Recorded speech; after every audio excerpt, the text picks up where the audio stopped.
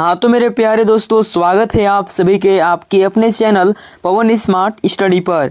तो आज की इस वीडियो में लेकर आ गए हैं दोस्तों JAC board exam 2026 class 10th जो आपका सामाजिक विज्ञान का पेपर होने वाला है 7 फरवरी को दोस्तों, है ना। कब दोस्तों? 7 फरवरी को होने वाला है। उसके लिए सब्जेक्टिव का, है ना, सब्जेक्टिव का दोस्तों ऐसे क्वेश्चंस को लेकर आ गया हूँ जो सीधे आपके एग्जाम में देखने को मिलेगा। ठीक है, तो अंत तक बनेगा वीडियो में। अगर वीडियो पसंद लगेगी दोस्तों तो वीडियो को लाइक एंड चैनल पर नए होंगे चैनल को सब्सक्राइब जरूर कर लेंगे ताकि हर नए वीडियो का नोटिफिकेशन आप तक पहुंचते रहे। ठीक है, चलिए शुरू करते हैं आज की इस वीडियो को। तो देख लीजिए दोस्तों, ये जो आपका एनुअल एग्जाम है 2026 सामाजिक विज्ञान का देखने वाले हैं। ठीक है, चलिए देख लेते हैं किस प्रकार का क्वेश्चन आपके एग्जाम में देखने को मिलेगा। तो ये देख लीजिए दोस्तों, हम लोग दोस्तों पिछले वीडियो में जो है 30 ऑब्जेक्टिव क्वेश्चन को कर लिए थे, है ना। फिर बोले थे कि अगले वीडियो में जो है सब्जेक्टिव का लाएंगे। ये देख लीजिए सब्जेक्टिव का है जिसमें खंड ख है दोस्तों। सबसे पहले आपका रहेगा क्वेश्चन, जब आप एग्जाम देने जाइएगा अति लघु उत्तरीय प्रश्न रहेंगे, है ना, जिसमें आपका 2 गुना 6 यानी 2-2 मार्क्स का क्वेश्चन रहेगा, है ना। किन्हीं 6 प्रश्न का उत्तर देना है दोस्तों। 8 प्रश्न रहेंगे खंड ख में, मगर आपको 6 ही प्रश्न का उत्तर देना है। जो आपको 6 आता है क्वेश्चन उसी को दीजिएगा। ठीक है, बाकी 2 छोड़ देना है दोस्तों, है ना। चलिए देखते हैं 31 नंबर क्वेश्चन क्या है कि निरंकुशवाद से आप क्या समझते हैं, है ना। बहुत ही इंपॉर्टेंट क्वेश्चन दोस्तों। इसका आंसर आप लोग लिखेंगे ऐसी सरकार या शासन व्यवस्था जिसकी सत्ता पर किसी प्रकार का कोई अंकुश नहीं होता है ना। ऐसी राजशाही सरकारों को निरंकुश सरकार कहा जाता है जो अत्यंत केंद्रीकृत सैन्य बल पर आधारित और दमनकारी सरकारें होती थी, है ना। ये दोस्तों आपका निरंकुशवाद से क्या समझते हैं, यही आप लोग का उत्तर लिखना है। ठीक है, चलिए आगे देखते हैं। अगला क्वेश्चन देख लीजिए, क्वेश्चन नंबर 32, है ना, क्योंकि 30 तक ऑब्जेक्टिव देख लिए थे तो ये आपको 31 से शुरू होता है, फिर इसके बाद 32 नंबर देख लीजिए, है ना। क्योंकि स्वराज से आपका क्या तात्पर्य है ना दोस्तों, स्वराज से आपका क्या तात्पर्य है, तो उत्तर देख लीजिए। स्वराज का तात्पर्य ऐसी शासन व्यवस्था से है जैसा कि स्वशासी ब्रिटिश उपनिवेशों में स्थापित है। साधारण भाषा में इसका अर्थ है स्वराज। ठीक है दोस्तों, तो ये आपका हो जाएगा 32 नंबर क्वेश्चन। इसके बाद अगला क्वेश्चन देख लीजिए क्या दिया है, मानव के लिए संसाधन क्यों आवश्यक है ना। मानव के लिए दोस्तों संसाधन क्यों जरूरी है, इसका उत्तर देख लीजिए। क्या लिखेंगे आप लोग कि मानव की मूलभूत आवश्यकताओं जैसे भोजन, वस्त्र, आवास, इन सब की पूर्ति के लिए संसाधनों की आवश्यकता होती है। संसाधन मानव जीवन को सुखद व सरल बनाते हैं। आज संसाधन किसी देश की प्रगति के सूचक माने जाते हैं। इस प्रकार संसाधनों का हमारे जीवन में बड़ा महत्व है। ठीक है, इसके बाद देख लीजिए क्वेश्चन नंबर 34, और 34 में क्या है दोस्तों, खनिज क्या है ना। खनिज क्या है, तो उत्तर लिखेंगे आप लोग। खनिज प्राकृतिक रासायनिक यौगिक है। इसमें इनमें संघटक और संरचना स्वरूप में समानता पाई जाती है। ये सेलों और अयस्कों के अवयव हैं। इनकी उत्पत्ति भूगर्भ में हो रही है ना, विभिन्न भूवैज्ञानिक प्रक्रियाओं के द्वारा हुई है। ठीक है दोस्तों, तो ये आपका खनिज है। इस प्रकार से इसका आंसर लिखना है ना। इसके बाद देख लीजिए अगला क्वेश्चन क्या आपका है दोस्तों, जो कि बहुत ही इंपॉर्टेंट है। क्या पूछेगा अगला क्वेश्चन कि राजनीतिक दलों के कोई 2 कार्य लिखें, है ना, ये पूछा है। इसका उत्तर आप लोगों का हो जाएगा क में लिखेंगे कि राजनीतिक दलों का कोई 2 कार्य निम्नलिखित है। तो क में लिखेंगे फिर आप लोग कि सत्ता दल सरकार का निर्माण करते हैं और जन कल्याण के कार्यों को जनता तक पहुंचाते हैं। फिर ख उत्तर देख लीजिए, इसमें विरोधी दल सरकार की नीतियों की आलोचना करके उसे सेवा कार्यों में लिप्त रहने के लिए मजबूर करते हैं। ठीक है दोस्तों, तो ये आपका हो गया क्वेश्चन का आंसर, है ना। राजनीतिक दलों का 2 कार्य पूछा था तो ये आप लोग लिख दिए। ठीक है, इसके बाद आपसे अगला क्वेश्चन देख लीजिए क्या दिया है आपका कि अगला क्वेश्चन देख लीजिए दोस्तों, जो कि बहुत इंपॉर्टेंट है। समवर्ती सूची से क्या तात्पर्य है ना। इसमें कौन कौन से विषय सम्मिलित हैं, तो आंसर क्या है इसका कि समवर्ती सूची ऐसे विषय दे रखे हैं जिनका संबंध दोनों केंद्र और राज्य सरकारों से होता है। इन विषयों की गिनती कोई 47 के लगभग है, जिनमें से मुख्य दीवानी एवं फौजदारी कानून, विवाह एवं तलाक, उत्तराधिकारी, शिक्षा, वन, बिजली एवं श्रम संगठन आदि। इन विषयों पर दोनों तथा राज्यों की सरकारें कानून बना सकती है, परंतु विवाह के समय केंद्र द्वारा बनाया गया कानून ही मान्य होगा। ठीक है दोस्तों, तो ये आपका हो गया क्वेश्चन नंबर 36 का आंसर, है ना। चलिए आगे देख लेते हैं क्वेश्चन नंबर 37, और 37 में देख लीजिए क्या दिया आपका क्वेश्चन कि साक्षरता दर से क्या अभिप्राय है। ठीक है दोस्तों, उत्तर इसका हो जाएगा 7 वर्ष और इससे अधिक आयु के लोगों में साक्षर जनसंख्या के अनुपात को साक्षरता दर कहते हैं, है ना दोस्तों। ये हो गया आपका। आगे देख लीजिए अगला क्वेश्चन क्या है दोस्तों कि उदारीकरण से आपका क्या तात्पर्य है ना। तो इसका उत्तर हो जाएगा कि सरकार द्वारा अवरोधक अथवा प्रतिबंधों को हटाने की प्रक्रिया को उदारीकरण कहा जाता है। ठीक है दोस्तों, तो ये आपका हो गया उत्तर, है ना। इसके बाद 8वां में क्वेश्चन देगा दोस्तों, जिसमें आपको इसमें दोनों में से कोई एक क्वेश्चन का उत्तर देना होगा, है ना। देख लीजिए क्या है, सतत पोषणीय विकास से आप क्या समझते हैं। इसका उत्तर हो जाएगा सतत पोषणीय विकास से अभिप्राय यह है कि अर्थव्यवस्था का विकास तो हो लेकिन पर्यावरण को क्षति न पहुंचे तथा आने वाली पीढ़ी के लिए संसाधन सुरक्षित रहे, है ना। देखिए दोस्तों, इतना हम लोग क्वेश्चन किए, है ना। 8-9 प्रश्न दोस्तों आप लोग का खंड ख में था, जिसमें से दोस्तों आप लोग का 6 ही प्रश्न का उत्तर देना था, है ना। तो ये सारे का सारा इंपॉर्टेंट है ना, इसको आप लोग कर लेंगे। आगे देखते हैं हम लोग खंड ग, जो कि दोस्तों आपका है लघु उत्तरीय प्रश्न। इसमें भी दोस्तों किन्हीं 6 प्रश्न का उत्तर देना है। 8 प्रश्न रहेंगे लेकिन 6 ही प्रश्न का उत्तर देना है। ये दोस्तों आपका 3 मार्क्स का क्वेश्चन आ गया अब, है ना। चलिए देख लेते हैं क्या क्वेश्चन कर रहा है। ध्यान देंगे कि इटली एकीकरण की प्रक्रिया का संक्षिप्त में वर्णन करें, है ना। इटली का एकीकरण दोस्तों प्रक्रिया का संक्षिप्त में वर्णन करना है। अथवा इटली के एकीकरण में शासक विक्टर एमुनुअल, मंत्री प्रमुख कावूर और ज्यूसेपी गैरिबोल्डी की क्या भूमिका थी, चर्चा करें। तो इसका जो आंसर हो जाएगा आपका क्या हो जाएगा, इटली एकीकरण की प्रक्रिया, है ना। तो क्या क्या हो जाएगा, क में देख लीजिए दोस्तों, इटली अनेक वंशानुगत राज्यों तथा बहुराष्ट्रीय हैब्सबर्ग साम्राज्य में बिखरा हुआ था। ख में देख लीजिए, युद्ध के जरिए इतालवी राज्यों को जोड़ने की जिम्मेदारी सार्डिनिया पिडमाउंट के शासक विक्टर एमुनुअल द्वितीय पर थी।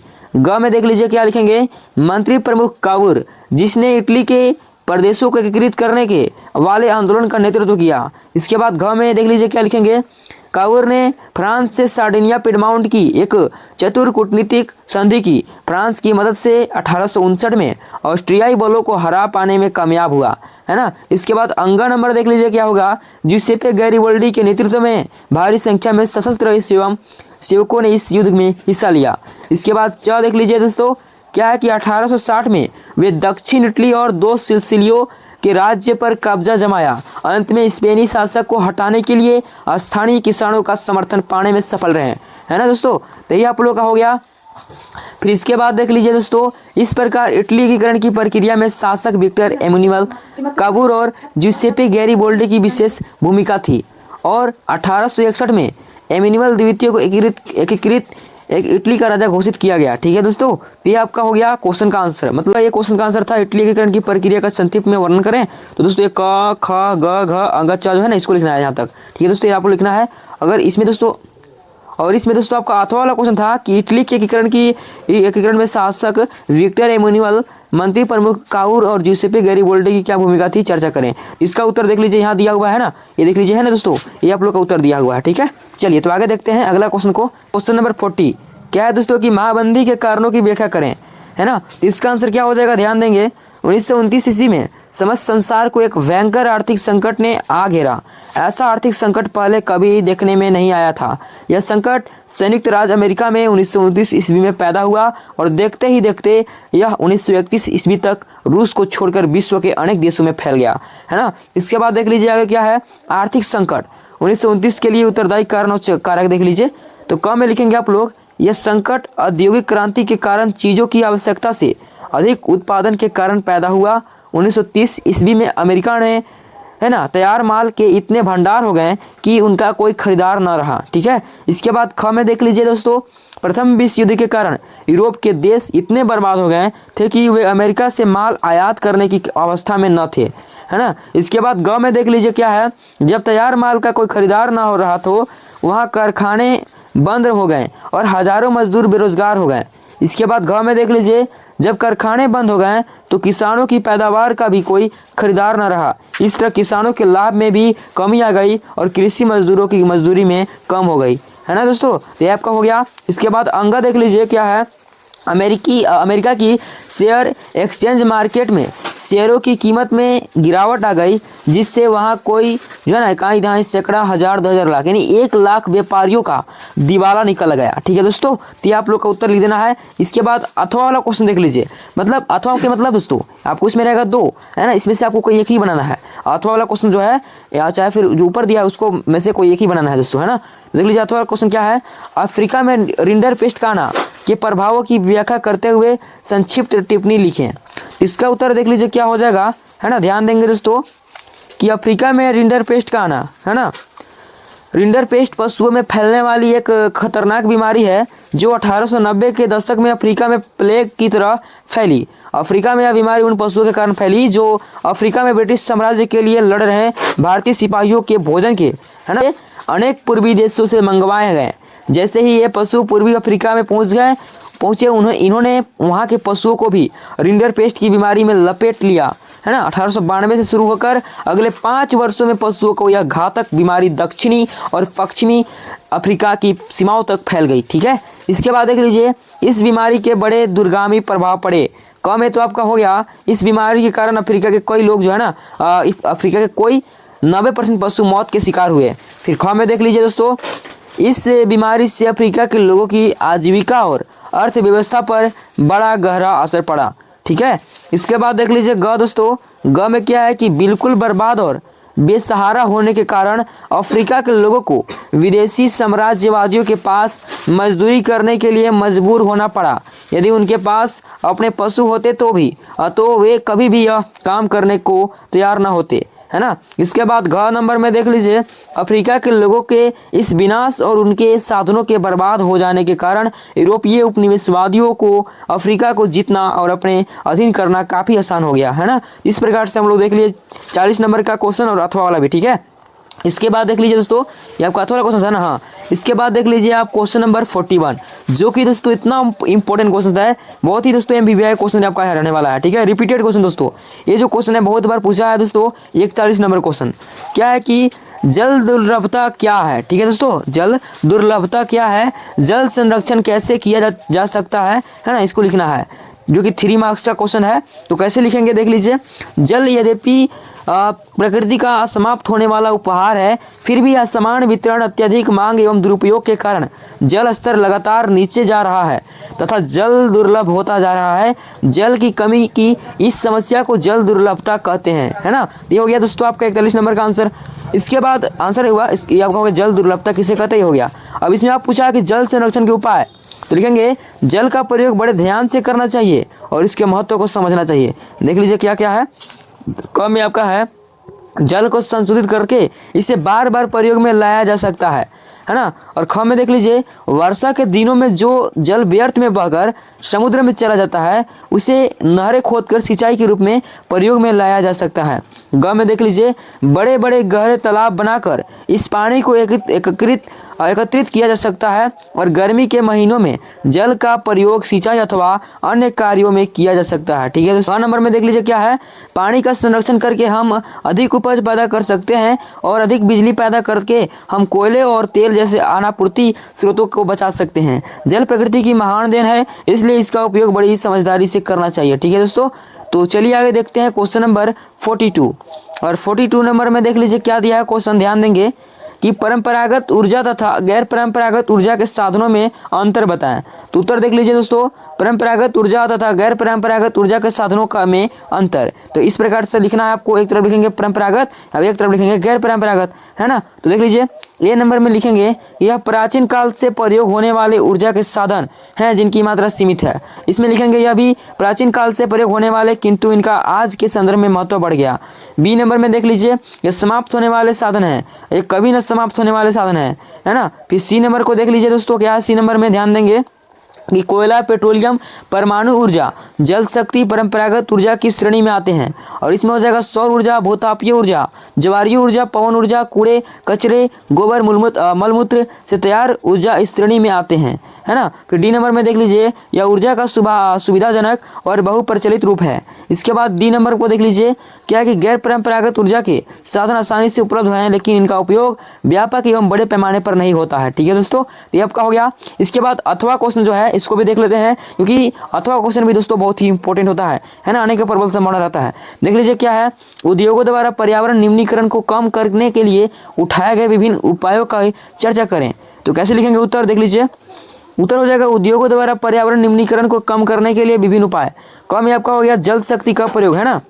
हमें कोयले, लकड़ी या खनिज तेल नहीं लिखना चाहिए था, तेल से पैदा की गई बिजली जो हवा प्रदूषित करती है ना, के स्थान पर जल द्वारा पैदा की गई बिजली, क्या दोस्तों बड़ा कर लेते हैं ताकि अच्छा देखिए, हाँ, जल द्वारा पैदा की गई बिजली का प्रयोग करना चाहिए। ऐसे में वातावरण में कम धुआं जाएगा, है ना, जिससे वह काफ़ी शुद्ध रहेगा।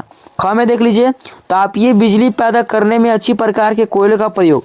बहुत से वैज्ञानिकों का ऐसा सुझाव है कि यदि कोयले से तापीय बिजली पैदा करनी हो तो उत्तम श्रेणी के कोयले का प्रयोग करना चाहिए जो कम धुआं छोड़े। ऐसे में वातावरण का प्रदूषण कम होगा, है ना। तो ये हो गया ख नंबर। इसके बाद ग नंबर की देखें तो क्या है, कारखानों के नगरों से दूर ले जाना। ऐसे सभी फैक्ट्रियों को जो वातावरण में धुआं एवं जहरीली गैसें छोड़ते हैं उन्हें शहरों से दूर ले जाना चाहिए ताकि वे नगरों के वातावरण को और प्रदूषित न करें, है ना। इस दिशा में उच्चतम न्यायालय ने बड़ा प्रशंसनीय कार्य किया है जब दिल्ली सरकार को यह आदेश दिया कि वे प्रदूषण फैलाने वाले कारखानों का जो है ना कॉरपोरेशन की सीमाओं से बाहर ले जाएं। ठीक है। इसके बाद घ नंबर देख लीजिए क्या पॉइंट है, प्रदूषित जल को नदियों में छोड़ने से पहले जल को उपचारित करना चाहिए। यदि फैक्ट्रियों के जल को नदियों में फेंकना ही हो तो उससे पहले उपचारित कर लिया जाए तो प्रदूषण को नियंत्रित किया जा सकता है। ठीक है दोस्तों, ये हो गया। इसके बाद देख लीजिए क्वेश्चन नंबर 43, है ना। क्या है कि सत्ता की साझेदारी क्यों जरूरी है, स्पष्ट करें, है ना दोस्तों। ये भी बहुत इंपॉर्टेंट क्वेश्चन है। क्या उत्तर हो जाएगा, सत्ता की साझेदारी जरूरी है। इसके पक्ष में 2 तर्क दिए जा सकते हैं। पहला तर्क हो गया, सत्ता का बंटवारा होने से विभिन्न सामाजिक समूहों के बीच टकराव का अंदेशा कम हो जाता है, क्योंकि सामाजिक टकराव आगे बढ़कर अक्सर हिंसा और राजनीतिक अस्थिरता को रूप ले लेता है। इसलिए सत्ता में हिस्सा दे देना राजनीतिक व्यवस्था के अस्थायित्व के लिए अच्छा है। ठीक है दोस्तों। इसके बाद ख नंबर के देखें तो क्या है कि सत्ता की साझेदारी दरअसल लोकतंत्र की आत्मा है। लोकतंत्र का मतलब ही होता है कि लोग इस शासन व्यवस्था के अंतर्गत हैं, उनके बीच सत्ता को बांटा जाए और ये लोग धर्रे से रहे हैं, है ना। इसलिए वैध सरकार वही है जिसमें अपनी अपनी भागीदारी के माध्यम से सभी समूह शासन व्यवस्था से जुड़ते हैं। ठीक है। तो ये आपका 2 क्या हो गया, पक्ष हो गया, मतलब 2 तर्क दिए दिए। ठीक है। चलिए आगे देख लेते हैं क्वेश्चन नंबर 44। ठीक है दोस्तों, क्या है, ये भी आपका 3 मार्क्स का चल रहा है। जब 5 मार्क्स वाला क्वेश्चन आएगा उसको हम बताएंगे। ठीक है। देख लीजिए क्या है, शासन के संघीय और एकात्मक स्वरूपों में क्या क्या 3 मुख्य अंतर हैं, इसे उदाहरणों के माध्यम से स्पष्ट करें। देखिए दोस्तों, ये जो क्वेश्चन है आपके 5 नंबर में भी दे सकते हैं। 5 नंबर में दे देंगे तो आपको जो है 5 अंतर लिखना होगा। जैसे 3 अंतर दिया है, ये 3 नंबर का है ना। तो उत्तर लिखेंगे शासन के संघीय और एकात्मक स्वरूपों में अंतर। पहले तो आपका हो जाएगा संघात्मक सरकार, एक तरफ लिखेंगे एकात्मक सरकार, मतलब दोनों तरफ बांट देंगे। ए नंबर में हो जाएगा केंद्र और राज्यों के बीच शक्ति का विभाजन होता है, जैसे भारत हो गया। ठीक है। ये में संपूर्ण सत्ता केंद्रीय सरकार के पास होती है, वही संपूर्ण देश का शासन चलाती है, जैसे इंग्लैंड हो गया, फ्रांस हो गया, श्रीलंका हो गया। ठीक है।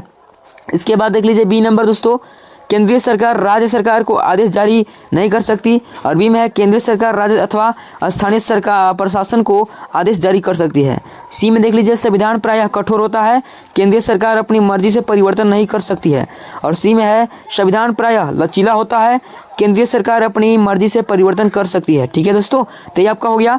अब अथवा वाला क्वेश्चन है ना। तो अथवा वाला क्वेश्चन को देखते हैं क्या है, क्वेश्चन ध्यान देंगे, है ना। और ये क्वेश्चन बहुत ही इंपॉर्टेंट रहता है। तो देख लीजिए क्या कि लोकतंत्र किस तरह उत्तरदायी, जिम्मेवार और वैध सरकार का गठन करता है। तो इसका उत्तर हो जाएगा, लोकतंत्र लोगों का शासन होता है, लोगों द्वारा निर्मित होता है और लोगों की भलाई के लिए काम करता है। इस कथन में लोकतंत्र की बुनियादी विशेषताएं छिपी हुई है। यह लोकतंत्र ही है जो एक उत्तरदायी सरकार की स्थापना को संभव बनाता है। ऐसी सरकार कायदे कानूनी को मानते हैं और लोगों के प्रति जवाबदेह होती है। ठीक है। इसके बाद देख लीजिए दोस्तों कि जिस दिन ऐसी सरकार का विधानमंडल में बहुमत समाप्त हो जाता है उसी दिन उसे त्याग पत्र देना पड़ता है। यह लोकतंत्र ही है जिसमें सरकारें जो है ना जिम्मेदारी से काम करती है और लोगों के हितों का ध्यान रखती है। लोकतंत्र ही यह संभव बनाता है कि लोग सूचना के अधिकार के अंतर्गत सरकार तथा उसके कामकाज के बारे में जानकारी प्राप्त कर सके। लोकतंत्र में ही विरोधी राजनीतिक दल स्वतंत्रता सरकार की नीतियों की आलोचना करके उसे अधिक पारदर्शी और जिम्मेदार बना सकते हैं। ठीक है दोस्तों, इस प्रकार से आपका उत्तर हो गया, है ना। इसके बाद इसमें और लिखना है कि लोकतंत्र ही सरकार की वैधता को संभव बनाता है। जब कोई भी सरकार अल्पतम में आ जाती है तो उसे त्याग पत्र देना पड़ता है, क्योंकि उसकी वैधता समाप्त हो जाती है। अगली सरकार तभी अस्तित्व में आती है जब वह अगले चुनावों में अपना बहुमत प्राप्त कर लेती है। बिना लोगों का विश्वास प्राप्त किए कोई भी नई सरकार नहीं बन सकती। यही चुनाव प्रक्रिया सरकार की वैधता पर मुहर लगाती है, जो केवल लोकतंत्र में ही संभव है। ठीक है दोस्तों, तो ये आपका हो गया क्वेश्चन नंबर 44 का आंसर, है ना। अब आगे देख लीजिए 45। और 45 में क्या पूछा है क्वेश्चन कि भारत में उपभोक्ता आंदोलन की प्रगति की समीक्षा करें। तो इसका उत्तर आप लोग देख लेंगे दोस्तों, इसको नहीं पढ़ेंगे, है ना। आप लोग इसका उत्तर देख लीजिए क्या उत्तर इसका। आगे देख लीजिए 46 और 46 में क्या पूछा है कि देश की अर्थव्यवस्था में बैंकों की क्या भूमिका रहती है ना, भूमिका क्या रहती है पूछा है दोस्तों। तो देख लीजिए, देश की अर्थव्यवस्था में बैंकों की भूमिका। क में आपका कौन हो जाएगा, बैंकों में लोग अपनी बचत को जमा करते हैं जहां उस पर ब्याज प्राप्त होता है तथा पैसा सुरक्षित भी रहता है, ठीक है। ख में देख लीजिए दोस्तों, बैंक जरूरतमंदों को ऋण देकर उनके आर्थिक विकास का मार्ग प्रशस्त करता है। इसके बाद ग में देख लीजिए, बैंकों में अधिक लोग काम में लगे होते हैं, इस प्रकार बैंक बेरोजगारी की समस्या को हल करने में भी मदद करते हैं। नंबर क्या कि बैंक देश में मुद्रा के प्रचलन को नियंत्रित करते हैं, ठीक है। तो ये हम लोग देख लिए। फिर अथवा वाला क्वेश्चन को देख लीजिए क्या दिया है ना, इसको आप लोग पढ़ लेंगे क्योंकि इसको हम ऊपर करते जा रहे हैं, इसको आप लोग देख लेंगे। फिर दोस्तों आप लोग का आ जाएगा दीर्घ उत्तरीय प्रश्न यानी 5 मार्क्स। ये दोस्तों आप लोग का 5 मार्क्स का क्वेश्चन है। इसमें आपका 6 प्रश्न रहेंगे जिनमें दोस्तों आपको 4 प्रश्न का उत्तर देना है। तो देख लीजिए 47 नंबर क्वेश्चन क्या कर रहा है, रोलेक्ट एक्ट क्या था, गांधी जी ने रोलेक्ट एक्ट का विरोध किस प्रकार किया, वर्णन करें।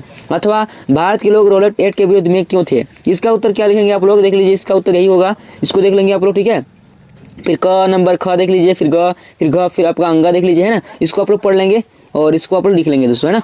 48 नंबर देख लीजिए क्या है, ईस्ट इंडिया कंपनी ने भारत में बुनकरों पर निगरानी रखने के लिए गुमास्तों को नियुक्त किया था कि इन्हीं 3 कारणों का उल्लेख करें। तो ये भी दोस्तों बहुत ही वीवीआई क्वेश्चन है, इसको भी आप लोग याद कर लेंगे, है ना। ये देख लीजिए ये आप लोग का है। इसके बाद अथवा क्वेश्चन देख लीजिए क्या है, ये अथवा क्वेश्चन को भी आप लोग देख लीजिए दोस्तों, ठीक है। इसमें आप लोग का घ तक है। फिर आप लोग का 49 नंबर क्वेश्चन देख लीजिए क्या है, गेहूँ की खेती के लिए उपयुक्त भौगोलिक परिस्थितियों का वर्णन करें। फिर अथवा क्वेश्चन देख लीजिए, ये आप लोग का क्वेश्चन है दोस्तों 49 नंबर, इसको देख लीजिए, इस प्रकार से इसका उत्तर लिखना है। उत्तर देख लीजिए, ये नहीं कि आप लोग यही उत्तर को लिखिए, अपने से भी लिख सकते हैं जिस प्रकार से आप लोग को उत्तर आता है, ठीक है, कोई गलत नहीं है दोस्तों, सभी उत्तर सही है, बस इसी आधार पर होना चाहिए, है ना। चलिए आगे देखते हैं दोस्तों। फिर अथवा क्वेश्चन यहाँ देख लीजिए है, यहाँ की चावल की खेती के लिए उपयुक्त भौगोलिक परिस्थितियों का वर्णन करें, तो वर्णन कर दीजिएगा आप लोग, है ना। फिर 50 नंबर क्वेश्चन देख लीजिए क्या है, लोकतंत्र में राजनीतिक दलों की जरूरत क्यों है। तो ये भी क्वेश्चन बहुत ही एमवीआई है, पूछता है दोस्तों, रिपीटेड क्वेश्चन है, तो इसको भी आप लोग देख लेंगे, ठीक है। और देख लीजिए ये आप लोग को लिखना है पॉइंट बाय पॉइंट। और अथवा में देख लीजिए बहुत सारा है दोस्तों, भारत की संघीय व्यवस्था का वर्णन करें। अथवा में देख लीजिए केंद्र और राज्य सरकारों के बीच विधायी अधिकारों कितने हिस्सों में बढ़ाया गया है, स्पष्ट करें। तो देखिए आप बता दें दोस्तों कि ये आपका क्वेश्चन कितना है, हाँ 50 नंबर है, तो 50 में कोई एक ही क्वेश्चन बनाइएगा। अथवा जो है ना, जैसे कि इस समय से जो आपको योग आ रहा होगा उसी को बनाइएगा, ठीक है, बाकी को छोड़ना है दोस्तों, है ना, सभी को नहीं बनाना है। ये देख सकते हैं अथवा क्वेश्चन बहुत सारा इसमें दिया था, 3 वो उधर 2 वो 5 हो गया ना, इस प्रकार से आप लोग उत्तर लिख देंगे। फिर 51 नंबर देख लीजिए क्या है, खुली बेरोजगारी और प्रक्षण बेरोजगारी के बीच विभेद करिए, है ना, इस प्रकार से आप लोग कर दीजिएगा, ठीक है। इसके बाद देख लीजिए अथवा क्वेश्चन वैश्वीकरण प्रक्रिया में बहुराष्ट्रीय कंपनी की क्या भूमिका है, इस प्रकार से लिख देंगे। फिर 52 नंबर जो क्वेश्चन है बहुत ही इंपॉर्टेंट है दोस्तों, इन चित्र वाला दोस्तों, नक्शा में आपको दर्शा देना है कि यहाँ पर दोस्तों पहला नंबर में यहाँ पर क्या हो जाएगा, ठीक है। इसमें क्या दर्शाना है, ध्यान दीजिएगा, नाम को उचित स्थान पर लिखें, है ना, इसको जो है आप उचित स्थान पर रखना है। तो देख लीजिए 1 नंबर यहाँ दिया है, जहाँ पॉइंट दिया है दोस्तों यहाँ पर क्या है, ठीक है, यहाँ पर दोस्तों 2 नंबर देख लीजिए। फिर आप लोग यहाँ 5 नंबर है, 3 नंबर, 4 नंबर, है ना, इस प्रकार से दिया है ना दोस्तों। तो फिर इसको कहाँ लिखना है, तो इसको दोस्तों आप लोग को नीचे दिख लीजिए, यहाँ पर ही उत्तर में लिखना होगा। उत्तर में पहला नंबर में जो होगा वहाँ लिख देंगे, ठीक है। फिर दूसरा नंबर में जो होगा वहाँ लिख देंगे, तीसरा नंबर में जो होगा लिख देंगे। तो यहाँ पर देख लीजिए दोस्तों भाखड़ा नंगल बांध यहाँ हो जाएगा पहला नंबर में, फिर है ना। फिर दूसरा नंबर में हो जाएगा जमशेदपुर, है ना, उद्योग में देख लीजिए। फिर हो जाएगा दोस्तों लो अयस खदान जो कि बेलाडीला, बंदरगाह देख लीजिए विशाखापट्टनम, और 5 नंबर देख लीजिए सूती वस्त्र उद्योग सूरत। यानी 5 गो दिया है दोस्तों, यानी 5 नंबर इतना ही मतलब लिख देंगे ना तो आपको 5 नंबर मिल जाएगा। इस क्वेश्चन को छोड़िएगा नहीं, इस तरह के क्वेश्चन आप लोग 2-3 क्वेश्चन करके जाइएगा, है ना, ये क्वेश्चन आपका आने वाला है, ठीक है। तो कैसी लगी वीडियो, अगर वीडियो पसंद लगी होगी दोस्तों तो वीडियो को लाइक एंड चैनल पर नहीं चैनल को सब्सक्राइब कर लेंगे, है ना। और सब्जेक्टिव क्वेश्चन जो अंतिम बताएं दोस्तों उसको आप लोग अच्छे तरीके से ध्यान दीजिएगा, ठीक है। और भी क्वेश्चन लाएंगे आप लोगों के लिए, ठीक है। तो चलिए आज के इतना ही, वीडियो पसंद लगी होगी तो वीडियो को लाइक कर दीजिएगा, चैनल पर नए चैनल को सब्सक्राइब कर लीजिएगा। चलिए तो मिलते हैं इस नेक्स्ट वीडियो के साथ, तब तक के लिए जय हिंद जय भारत।